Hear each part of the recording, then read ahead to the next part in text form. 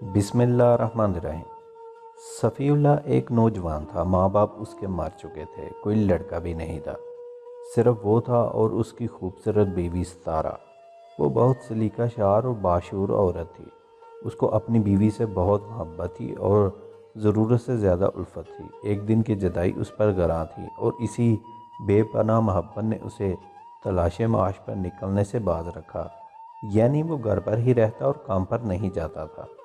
ایک دن اس کی بیوی نے شوہر سے کہا کہ باپ دادا کی پیدا کی ہوئی جائیداد کب تک ساتھ دے گی؟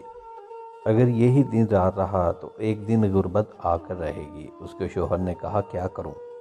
گھر کی جدائی اور تمہاری محبت باہر جانے کی اجازت نہیں دیتی۔ دل نہیں کرتا تم جیسی بولی اور نو عمر لڑکی کو ایسے گھر میں اکیلا چھوڑ کر جاؤں۔ اس کی بیوی نے کہا کہ زمانے کا یہی دستور ہے کہ مرد کو باہر نکلنا پڑتا ہے تلاش معاش کے لیے۔ تمہارے جیسا خیال اگر ہر کسی کا ہو جائے تو دنیا بند ہو جائے۔ کسی بھی صورت میں جوان کا گھر چھوڑنے کو جی نہیں چاہ رہا تھا، لیکن بیوی کی عاقلانہ گفتگو پوری طرح اس کی طرف اتر چکی تھی تو آخر کار گھر سے روانہ ہو گیا۔ کسی دوسرے شہر تلاش معاش کے سلسلے میں اس کے دوست نے اسے اسٹیشن پر چھوڑا۔ پھر نہیں معلوم کہ کہاں گیا اور کیسے گیا۔ پورا 1 سال ستارہ شوہر کی جدائی میں جلتی رہی۔ پورا 1 سال اس نے نہایت ہی صبر و تحمل سے گزارا، لیکن آخر کب تک عورت جوان تھی۔ ایک روز نماز عشاء پڑھ کر سوئی تھی کہ ابلیس اپنے قاعدے کے مطابق آیا اور بیچاری ستارہ کو طرح طرح سے بہکانا شروع کر دیا۔ اس حد تک ستارہ کے نفس امارہ اور نفس صالح میں جنگ ہونے لگی۔ ابلیس نے نفس امارہ کو ترجیح دی اور نفس صالح کو شکست دے دی۔ اس کے صبر کا پیمانہ لبریز ہو گیا۔ ستارہ کے محلے میں ایک بڑھیا رہتی تھی جو دور دور تک مشہور تھی۔ اسی وقت اس نے خادمہ کو بھیج کر بڑھیا کو بلوایا اور خلوت میں لے جا کر اس سے کچھ دیر تک سرگوشی کرتی رہی۔ بڑھیا تو بلانے کے ساتھ ہی سمجھ گئی میں کس مقصد کے لیے بلوائی گئی ہوں۔ ستارہ نے اپنی خواہش بیان کی، ساتھ یہ بھی کہا کہ جوان ہو اور اعلیٰ ظرف ہو تاکہ میرے راز کو افشا نہ کرے۔ بڑھیا نے سر سے پاؤں تک ستارہ کی بلائیں لیں اور بہت سی دوائیں دیں۔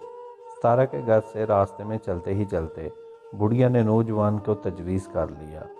بڑھیا ایک نوجوان کو لے کر جا رہی تھی کہ اس نوجوان نے کہا کہ مجھے حاجت ہوئی ہے، تم اسی جگہ ہی رکو، میں یہیں آؤں گا۔ بڑھیا وہیں رکی اور جوان طہارت سے جب فارغ ہو کر واپس چلا تو ایک ٹھوکر لگنے پر زمین پر گر پڑا۔ لوٹے سمیت مٹی کا لوٹا تھا جو زمین پر گر پڑا تو اس کا لوٹا ٹوٹ گیا۔ بڑھیا نے دیکھا کہ نوجوان رو رہا ہے تو پوچھنے پر کہنے لگا، بڑھیا میں اس نقصان پر نہیں رو رہا۔ تو بڑھیا نے پوچھا کہ کیا ہوا ہے؟ تو نوجوان نے ایک چیخ ماری، 14 سال سے یہ لوٹا میرا ہم راز تھا، کسی نے آج تک میرا سطر نہیں دیکھا، ورنہ یہ تو میں بھی جانتا ہوں کہ بازار میں اچھے سے اچھا لوٹا مل جاتا ہے۔ اتنا کہہ کر وہ چلتا بنا۔ بڑھیا ناکام ہو کر اپنی راہ پر چلی۔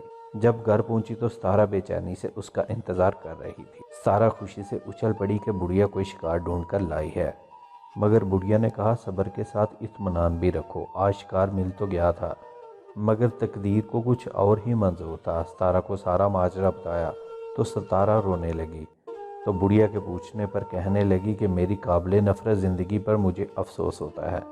شیطان کے بہکاوے میں آ کر میں نے اپنے شوہر کو دھوکہ دینا چاہا، ایسی بے حیائی کی زندگی سے تو موت ہی بہتر ہے۔